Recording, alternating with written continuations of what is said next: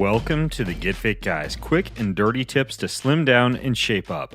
My name is Ben Greenfield. I'm the Get Fit Guy, and in today's episode, you're going to learn how to use digestive enzymes to help with exercise. That's right, digestive enzymes for exercise. Now, let's say you're sore. Maybe it was the heavy squats or the long run or the enormous number of pull-ups you cranked out or just life in general. So you open the refrigerator and you're digging around for something, anything, to knock out the soreness. And you happen upon that bottle of digestive enzymes you perhaps rarely use or only use prior to meals.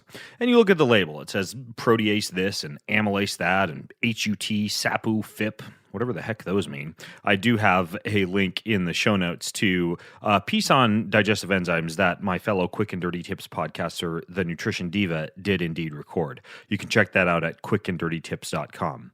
But anyways, you put away the bottle and shrug and walk away, perhaps in search of a foam roller. But what would have happened had you popped a few of those enzymes? Well, you'd be surprised at what could have happened when it comes to the potential for a significant increase in muscle recovery. So in this episode, I'm going to tell you how digestive enzymes can be used for far more than just, say, digesting a steak or a big meal.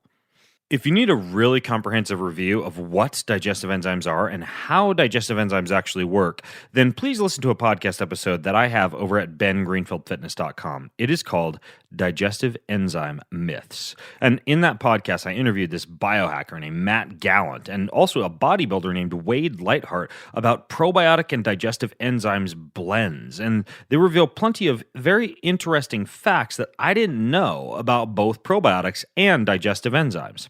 So basically, the role of digestive enzymes is to act as catalysts in speeding up specific chemical reactions in your body, primarily by helping to break down larger molecules into smaller particles that your body can better absorb. The duodenum of your small intestine is where amino acids are extracted from proteins, fatty acids and cholesterol are extracted from fats, and simple sugars are extracted from carbs.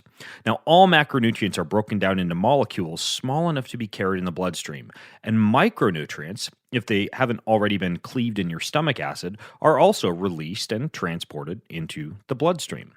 Now, to get the full benefit of any digestive enzyme, you should take them anywhere from 30 minutes to immediately prior to a meal. And you still get plenty of benefits from them if you pop them directly after a meal, in case you forget to take them before. And this becomes all the more important as you age. There's actually this really good book called Enzyme Nutrition that outlines how the average human loses 70% of their enzyme reserves by the time they've reached 40 years of age. And that book also points out how lifespan can be directly proportional to that rate of exhaustion of enzymes in the body. But the benefits of maintaining adequate levels of digestive enzymes goes far beyond simply enhancing your absorption of nutrients and minerals from food, or avoiding things like farts from carbs and proteins you didn't digest. So let's take a look at another little known benefit of digestive enzymes, and that would be recovery. Now, of course, as you've just learned, although facilitating digestion is what most enzyme supplements are known for, a specific class of enzymes called proteolytic enzymes can not only be used to help digest protein in your meals, but can also be used to help reduce pain and inflammation and to support tissue healing. Now, many studies, as well as preliminary clinical trials, have shown that these can actually be quite helpful, particularly for pain associated with exercise-related muscle soreness and recovery, sinus, or even dental complaints. For example, in the Annals of the New York Academy of Science article found in the excellent book Enzymes and Enzyme Therapy, there's a highlight about how recovery from sprains and strains can decrease from 8 weeks of inactivity to an impressive 2 weeks of inactivity with the consumption of enzymes. Another study called Protease Supplementation Improves Muscle Function After Eccentric Exercise looked into the use of protease supplementation to reduce the damaging effects of eccentric exercise and accelerated recovery of muscle function, possibly by regulating inflammation. Now, in this study, people did weight training via extension and flexion of their quadriceps, and they were randomly assigned to either consume a cellulose placebo or a proteolytic supplement that had enzymes like proteases, bromelain, and papain in it. Then they trained for 21 days. And then after the supplementation period, they donated blood samples before they did a 45-minute downhill treadmill run.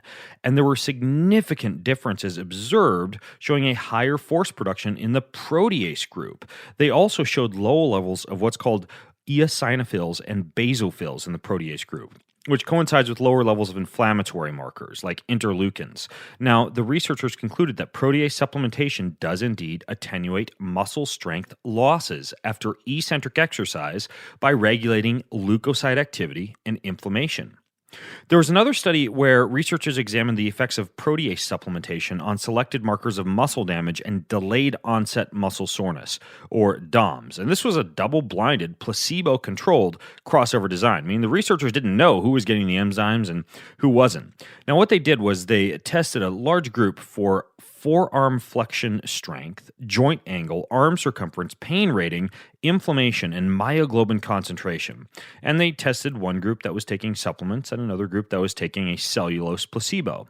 And then they crossed the group over and did the same thing, except the group that had the cellulose took the enzymes and vice versa.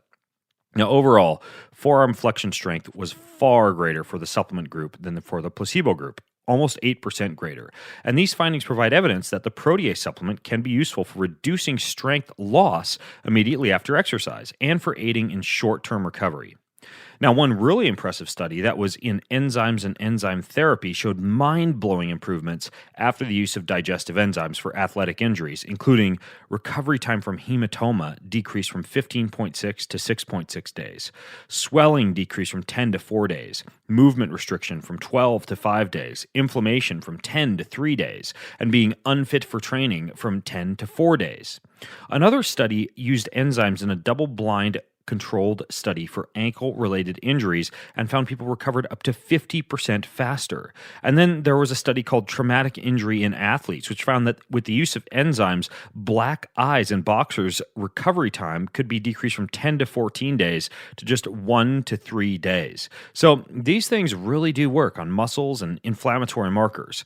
So here are a few quick and dirty tips for using enzymes for recovery. Number 1. Take them as early as possible in the day, like when you wake up. Number 2, take a higher dosage. So this would be like 5 to 15 capsules versus the typical 2 to 5 capsules that you take before, say, a meal. You want to take them on an empty stomach so that they don't have food to work on, but they work on your muscles instead. And then don't take them all the time, but instead on more difficult days or days that involve eccentric exercise that really tears up muscle, like weight training or running. And then finally, check out the book Food, Enzymes, Health, and Longevity. It has a lot of really good information on it, on the systemic effect of enzymes that you just learned about.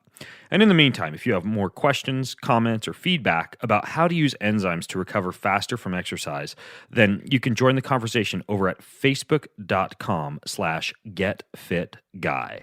And until next time, I'm Ben Greenfield, the Get Fit Guy, asking you, what are you waiting for? Go get fit.